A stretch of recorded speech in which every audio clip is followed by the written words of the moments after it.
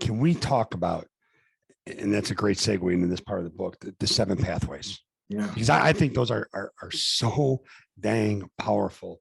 And what I love about, you're brilliant, right? You're extremely intelligent, but you don't try to speak in academic. You try to speak in a real voice, which is what resonates with me. It's the way I try to operate. Can you walk us through the 7 pathways and how you came about those? Yeah, I love that point, Ed, because let's be honest, when you're trying to create an environment where men and women can be successful, you got to keep it straightforward and simple, not because people aren't smart, but you want to keep it so simple where all they have to do is kind of subscribe to this way. So we talk about these 7 pathways as I learned.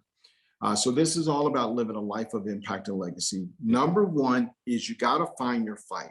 Identifying your why gives you meaning and direction. It gives you a lens to make decisions in your life. It gives you a lens of where you're going to spend your work career. It gives you a lens on how you're going to raise your family, what kind of father you want to be, what kind of husband you want to be. Number 2, focusing on the real prize. Avoiding distractions keeps you on the right road. There's so many distractions. Number 3, live life as a learning lab, because success is never a straight line. It's always a crooked road. How do you take every opportunity as a learning lab?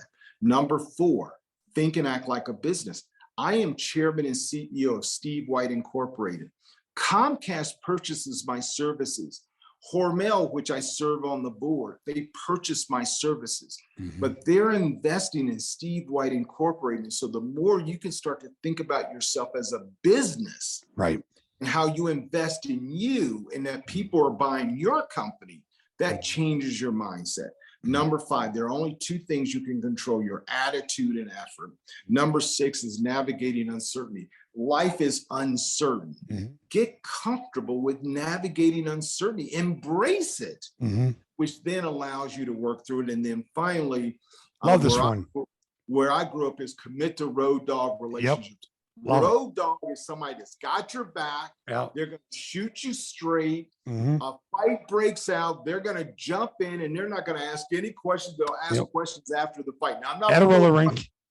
But the key is not the number, but it's how do you have those road dog relationships? And I've got 3 buddies that have been my boys for a long time. And this is outside of my own brothers, but these are 3 of my boys that we've hung out for a long, long time. They're my road dogs.